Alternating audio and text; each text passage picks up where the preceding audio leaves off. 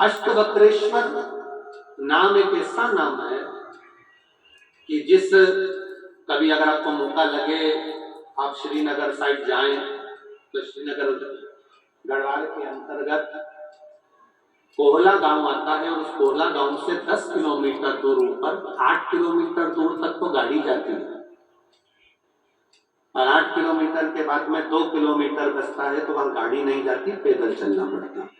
थोड़ा रास्ता कठिन है पर बाउंड्री वगैरह ऐसी सब बनी है, पकड़ के आप आराम से ऊपर की ओर 2 किलोमीटर चलकर अष्टवक्रेश्वर महादेव का दर्शन कर सकते। मान लो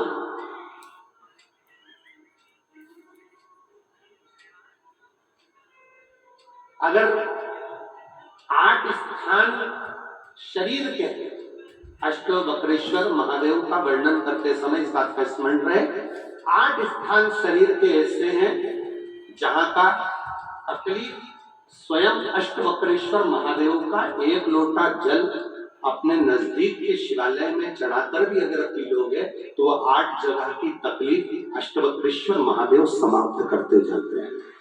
8 स्थान, पहला नेत्र, ये भुकुटी के बीच का स्थान, भुकुटी के मध्य का स्थान। मान लो ये भुकुटियां दर्द करती हैं या मध्य में दर्द होता है, उसके लिए अष्टवक्रेश्वर महादेव का जल, मतलब अपने घर के पास जो भी शिवलिंग है वहां एक लोटा जल अष्टवक्रेश्वर के महादेव के नाम से चढ़ाकर उसका पान। दूसरा कंधा, पीठ। कई लोग ऐसे हैं जो रात्रि को अच्छे से सोते हैं और सुबह उठते हैं तो उनका ये दोनों हाथ के बीच का जो भाग होता है वो दर्द करता ही। उस समय पर अष्टवक्रेश्वर महादेव का स्मरण, अष्टवक्रेश्वर महादेव का जल उसका पान।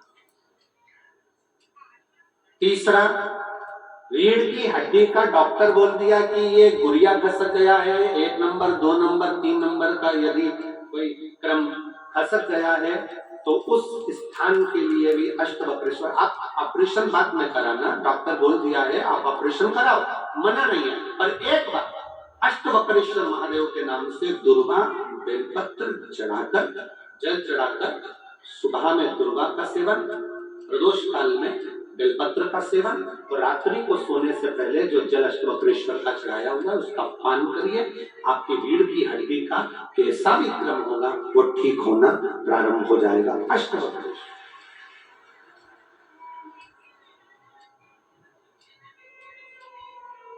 अष्टवक्रेश्वर।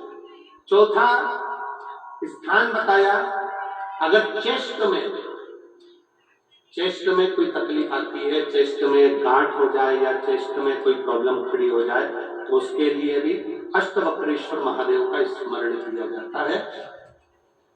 तो छोटे छोटे पात्र में जल लिया जाता है, दोनों पात्र का जल एक साथ शिव पर छोड़ा जाता है।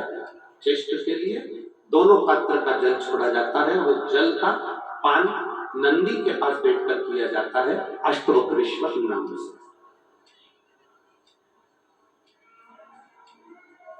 अष्टवक्रेश्वर। फिर क्रम आया, अगला जो वर्णन आया है, डॉक्टर बोले घुटना बदलना है, घुटने का गैप आ गया है, ग्रीस खत्म हो गया है, दर्द हो रहा है, उसके लिए अष्टवक्रेश्वर महादेव का स्मरण करें। घृत का लेपन अष्टवक्रेश्वर महादेव के नाम से शिव जी पर उस घृत को लेकर आना है।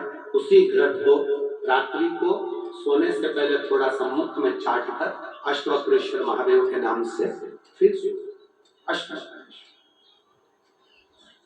फिर अगला भाग गया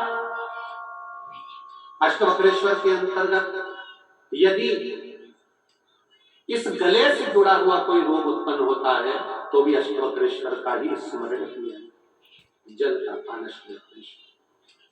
और 8वें स्थान के रूप में जो पिड़ली के घुटने से नीचे के जो भाग होते हैं उसके लिए अष्टवक्रेश्वर महादेव पर 7 दुर्वा, 7 बेलपत्र और 7 अक्षत शिव को समर्पित कर दुर्वा बेलपत्र का पान 7 दिन तक लगातार उसी भाव में अष्टवक्रेश्वर महादेव का नाम लेकर किया जाए।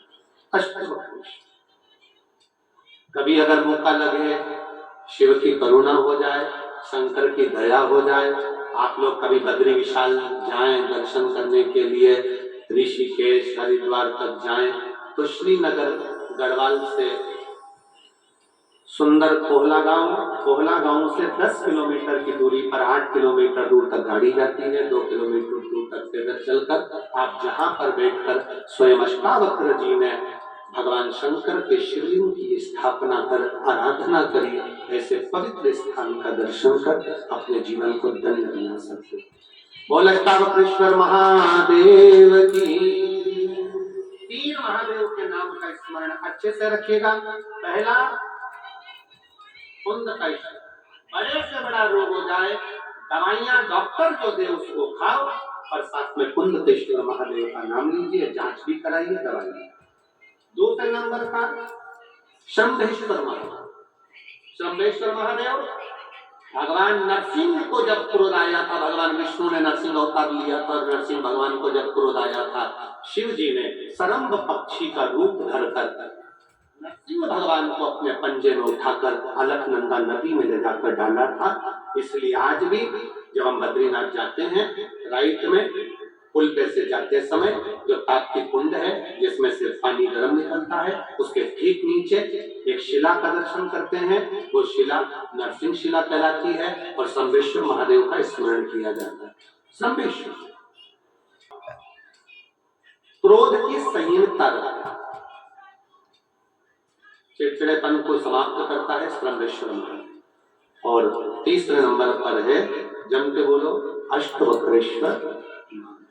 अष्टवक्रेश्वर शिव जी के इन 3 स्वरूपों का वर्णन बड़ा सुंदर भाव से किया। अगला वर्णन शिव महापुराण के अंतर्गत बड़े भाव से वर्णन किया गया।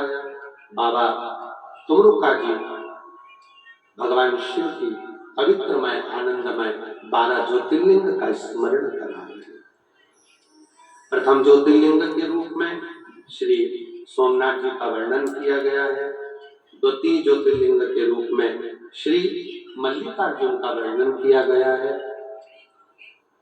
मल्लिकार्जुन का जिनकी कथा दूसरे दिन की कथा में वर्णन करी गई, रुष्ट होकर चले गए शिव पार्वती ज्योति के स्वरूप में उनको ढूंढते हैं, मिलते हैं, मल्लिकार्जुन ज्योतिर्लिंग के रूप में विराजमान होते हैं।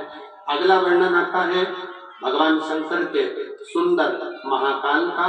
दूषण नाम के राक्षस का संहार भगवान शिव ने करा। शंकर भगवान की बहन क्षित्रिया, शिव जी की बहन क्षित्रिया से शंकर जी ने कह दिया था कि मैं इस दूषण को मार सकता हूं, पर दूषण अपने अंश के रूप में फिर बढ़ सकता है।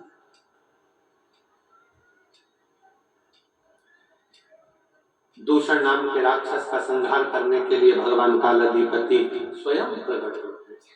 अगला वर्णन आता है ओमकारेश्वर का। बिंद नामक पर्वत के तप करने से भगवान प्रकट होते हैं और ओमकारेश्वर के रूप में विराजमान होते हैं। अगला वर्णन है केदारनाथ जी का। नर नारायण ने तप कर भगवान शिव को प्रकट किया। फिर वर्णन आया है भीमाशंकर का।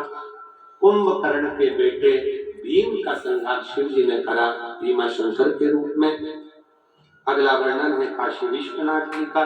मनु शत्रुपा के तप करने से भगवान शंकर काशी में विराजमान हुए।